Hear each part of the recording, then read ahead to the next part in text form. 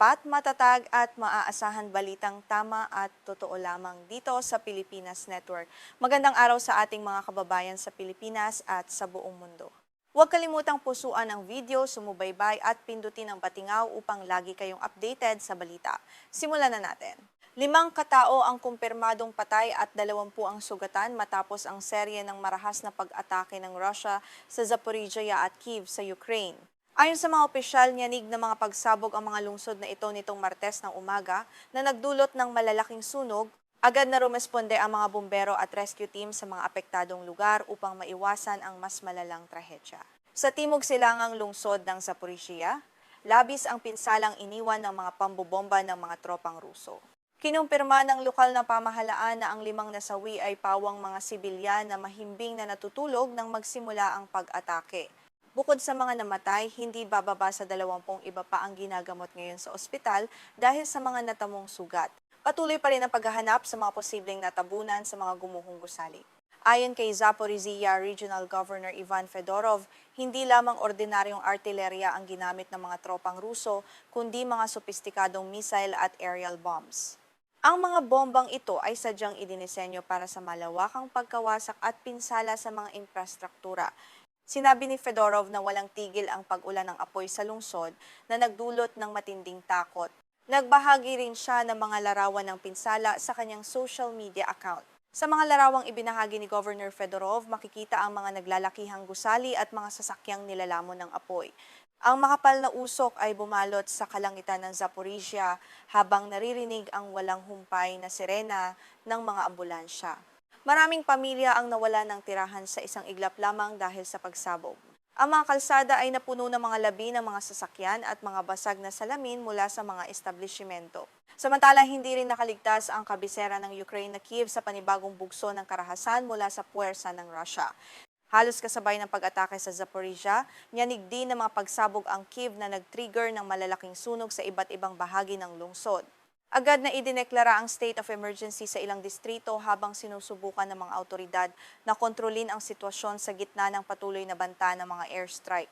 Batay sa ulat ng Military Administration ng Kyiv, ang mga bodega sa isang sentral na distrito ng kabisera ang pangunahing tinamaan at nagliyab. Ang mga bodegang ito na naglalaman ng mga pang-araw-araw na supply ay mabilis na natupok ng apoy dahil sa tindi ng pagsabog na naganap. Nahirapan ng mga bumbero na apulahin ang apoy dahil sa laki ng istruktura at sa takot na magkaroon pa ng mga kasunod na pagsabog sa paligid ng pasilidad. Isang tao naman ang opisyal na iniulat na nasugatan sa Kyiv ayon sa paunang impormasyon mula sa mga lokal na awtoridad. Kinumpirma ni Mayor Vitaly Klitschko na agad silang nagpadala ng mga medical personnel at ambulansya sa sentral na distrito upang magbigay ng paunang lunas sa mga biktima. Tiniyak ng alkalde na handa ang kanilang mga ospital na tumanggap ng mga biktima at patuloy ang kanilang pagmamanman sa kalagayan ng lahat. Naging mabilis at pabago-bago ang sitwasyon ng seguridad sa Kyiv sa nakalipas na mga oras. Ang air raid alert sa lungsod ay unang binawi matapos ang 40 minuto ng katahimikan. Ngunit hindi nagtagal, muling pinatunog ng mga otoridad ang alarma lampas hating gabi dahil sa mga namataang bagong banta sa himpapawid. Ang ganitong pabago-bagong alerto ay nagdulot ng matinding puyat at pagkabalisa sa milyon-milyong residente ng kabisera. Ilang saksi mula sa ahensyang Reuters ang nag-ulat na nakarinig sila ng sunod-sunod na malalakas na pagsabog na yumanig sa buong lungsod bago pa man opisyal na maglabas ng pahayag ang pamahalaan. Ayon sa kanila, ang tunog ng mga pagsabog ay sinundan ng pagyanig ng lupa at pagtunog ng mga alarma ng mga sasakyan sa kalsada. Ang mga ulat na ito ay nagpapakita ng tindi ng puwersa ng mga missile na pinakawalan ng Russia sa mga residential area ng lungsod. Ang lungsod ng Zaporizhia ay matagal nang naging pangunahing target ng mga pag-atake ng Russia mula pa noong magsimula ang digmaan. Dahil sa estratehikong lokasyon nito sa timog silangan ng Ukraine, madalas itong makaranas ng matitinding pambobomba mula sa kalaban. Ang pinakahuling insidenteng ito ay nagpapakita lamang na walang indikasyong ihihinto ng Moscow ang kanilang opensiba sa rehiyon sa kabila ng mga panawagan para sa kapayapaan. Bukod sa pagiging tirahan ng libu-libong sibilyan, ang Zaporizhia ay kilala rin dahil dito matatagpuan ang pinakamalaking nuclear power plant sa buong Europa. Bagamat malayo ang pagsabog sa mismong planta sa pagkakataong ito, ang patuloy na labanan sa paligid nito ay nagdudulot ng matinding pangamba sa buong mundo ukol sa posibleng nuclear disaster. Ang bawat missile strike sa paligid ng rehiyon ay nagdudulot ng malaking pangamba para sa kaligtasan ng planta. Ang patuloy na pag-atake sa mga infrastrukturang sibilyan tulad ng mga bodega at tirahan ay itinuturing ng marami bilang malinaw na paglabag sa batas ng digmaan. Ayon sa mga analista, ang diskarteng ito ng Russia ay naglalayong sirain ang moral ng mga mamamayang Ukrainian at paralisali ang kanilang lokal na ekonomiya. Gayunpaman, sa kabila ng matinding pinsalang ito, ipinapakita pa rin ng mga taga-Ukraine ang kanilang katatagan sa gitna ng krisis. Agad na umani ng matinding pagkondena mula sa iba't ibang bansa ang pinakahuling pag-ataking ito ng Russia. Maraming leader ng daigdig ang muling nagpahayag ng kanilang suporta sa Ukraine at nanawagan ng mas mahigpit na sanksyon laban sa Moscow. Sinabi ng mga kaalyado ng Ukraine na ang pag-atake sa mga sibilyan ay hindi katanggap-tanggap at dapat panagutin ang mga may sala sa harap ng pandaigdigang hukuman. Sa pagpasok ng bagong yugto ng digmaan, lalong nagiging mahirap ang sitwasyong humanitarian sa buong Ukraine. Ang pagkasira ng mga bodega ng pagkain at mga pasilidad ng kuryente ay nagbabanta sa supply ng mga pangunahing pangangailangan ng mga mamamayan.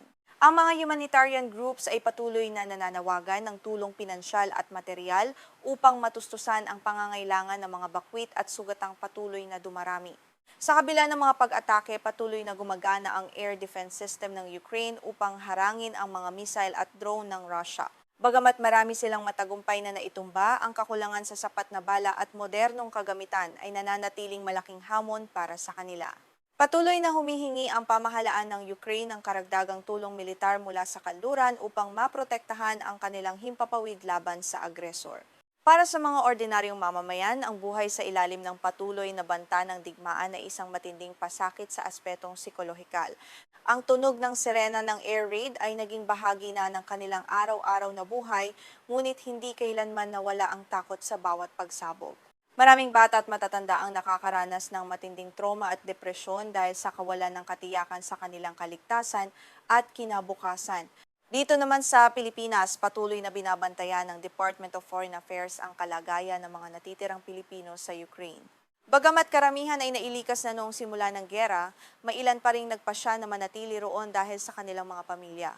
Bukod dito, ang epekto ng digmaan sa pandaigdigang ekonomiya, partikular sa presyo ng langis at pagkain, ay direktang nararamdaman din ng ating mga kababayan dito. Ayon sa mga eksperto sa militar, ang sabay-sabay na pag-atake sa iba't ibang lungsod tulad ng Kyiv at Zaporizhia ay isang taktika upang hatiin ang puwersa ng air defense ng Ukraine.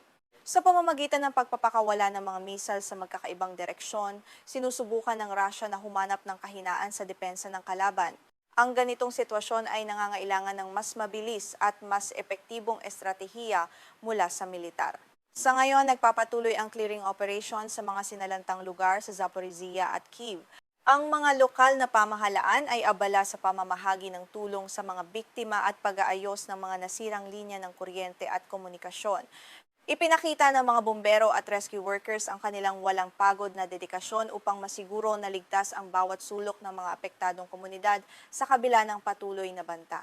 Ang trahedyang ito ay muling nagpapaalala sa buong mundo na ang digmaan sa Ukraine ay malayo pa sa katapusan at patuloy na kumikitil ng mga inosenteng buhay.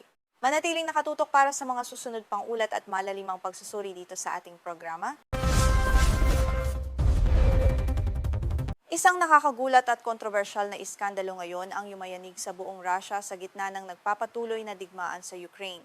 Ito ay ang mabilis na pag-usbong ng tinatawag na Black Widows o mga itim na biyuda. Sila ay mga kababaihang inaakusahang mabilis na nagpapakasal sa mga sundalong Ruso bago sumabak sa giyera upang makuha ang malaking halaga ng pensyon kapag ang mga ito ay nasawi sa labanan. Ang isyong ito ay mabilis na naging pambansang usapin sa Russia dahil direkta nitong tinatamaan ang pondo ng pamahalaan at ang moralidad ng buong lipunan. Ayon sa mga opisyal na ulat, sinasamantala ng mga mapagsamantalang babae ang pinabilis na proseso ng kasal na inilaan para sa mga sundalo. Ang pangunahing layunin umano nila ay makuha ang malaking death benefit o bayad pinsala na nagkakahalaga ng milyon-milyong rubol mula sa militar. Isang konkretong halimbawa na gumulat sa marami ay ang kwento ni Maria na taga St. Petersburg. Labis ang kanyang pagkagulat nang mabalitaan niyang nasawi sa digmaan ang kanyang 59 na taong gulang na ama na si Yuri dahil sa matinding sugat. Ngunit mas lalo siyang yanig nang malaman na ang kanyang ama ay nagpakasal 2 araw lamang bago ito ipadala sa labanan sa Ukraine, isang bagay na hindi niya kailanman nalaman. Ayon sa salaysay ni Maria, ang kanyang bagong madrasta ay mas bata ng 22 taon kaysa sa kanyang ama at hindi niya ito kailanman nakilala o narinig man lang noong nabubuhay pa si Yuri. Dahil sa batas ng kasal, ang estrangherong babaeng ito ang naging opisyal na tagapagmana ng lahat ng ari-arian at ng malaking tulong pinansyal mula sa militar, habang ang tunay na pamilya ni Yuri ay naiwang walang anuman at nagluluksa. Sa ilalim ng kasalukuyang batas sa Russia, kapag ang isang sundalo ay namatay sa labanan, ang kanyang pamilya o legal na asawa ay makakatanggap ng isang bagsakang bayad na hindi bababa sa 5 milyong ruble o katumbas ng humigit kumulang 64,000 dolyar. Layunin sana ng pondong ito na bigyan ng kapanatagan ang mga bagong recruit sa pagtiyak na may sapat na suportang matatanggap ang kanilang mga pamilyang naiwan sa tahanan sakaling may mangyaring masama. Gayunpaman, ang marangal na layuning ito ng pamahalaan ay unti-unting nababahiran ng dumi dahil sa mga mapagsamantalang Black Widows. Inilalarawan sila ng mga opisyal at media sa Russia bilang mga mandaragit na umaakit sa mga sundalo para sa mabilisang kasal. Sa pamamagitan nito, nagagawa nilang harangin ang tulong pinansyal na para sana sa mga tunay na magulang o anak ng mga nasawing sundalo na mas nangangailangan ng suporta. Hindi lamang ito simpleng hinala dahil may mga seryosong kaso ng napatunayan sa bansa. Noong nakaraang taon, lubhang yanig ang publiko sa Russia sa kaso ng isang nurse sa isang ospital ng militar. Natuklasan na ang nurse na ito ay sunod-sunod na nagpakasal sa 5 malubhang sugatang sundalo na kanyang inalagaan sa loob ng pasilidad. Ang mga mabilisang kasal na ito ay naganap mismo sa tabi ng mga kama ng mga pasyenteng nag-aagaw buhay. Dahil sa matitinding pinsala sa katawan, kalaunan ay pumanaw ang lahat ng 5 sundalong pinakasalan ng nurse. Bilang legal na asawa, nakuha niya ang kabuuang tulong pinansyal para sa bawat isa sa kanila ng walang kahirap-hirap. Nang mabunyag ang modus operandi na ito, agad siyang tinanggal sa kanyang trabaho sa ospital ng militar, ngunit ang pangyayari ay nag-iwan ng malalim na sugat at matinding galit sa maraming mamamayang Ruso. Ang ganitong uri ng pagsasamantala ay direktang tumatama sa pinakamasakit na bahagi ng lipunang Ruso sa kasalukuyan. Habang humahaba ang digmaan sa Ukraine, dumarami ang bilang ng mga nasasawi at ang epekto nito ay nararamdamang nasa bawat tahanan sa bansa. Ang balita na may mga taong nagpapakasasa sa dugo ng mga nasawing sundalo ay nagdulot ng matinding puot at panawagan para sa mas mahigpit na kontrol mula sa pamahalaang Ruso.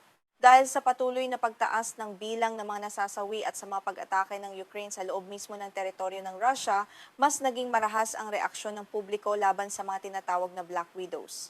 Maraming pamilya ng mga sundalo ang nagkakaisa ngayon upang hilingin sa gobyerno na gumawa ng mabilis na hakbang upang protektahan ang karapatan ng mga tunay na nagluluksa at pigilan ang mga mapagsamantalang tao sa lipunan.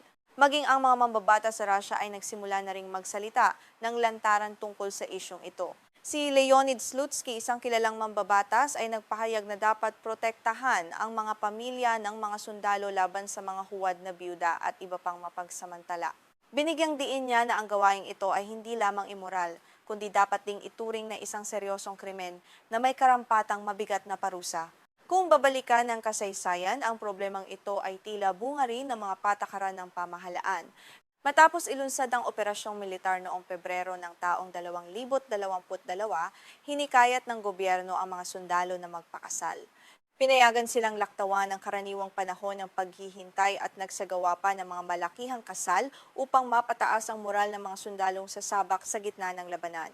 Dahil sa mga kaluwagang ito sa batas, ang pagpapakasal sa isang sundalong papunta sa digmaan ay nakita ng ilan bilang pinakamabilis na paraan upang makakuha ng sariling bahay o lupa sa Russia.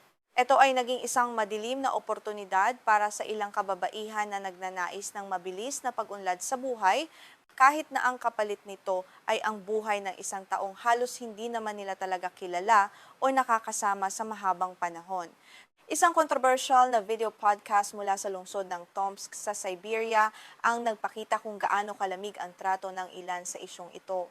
Isang ahente ng real estate na nagangalang Marina Orlova ang nagbigay ng isang napakapait at nakakagulat na payo para sa mga kababaihang gustong magkaroon ng sariling tahanan sa gitna ng krisis sa ekonomiya, na umani ng matinding batikos at galit mula sa libu-libong manonood sa bansa.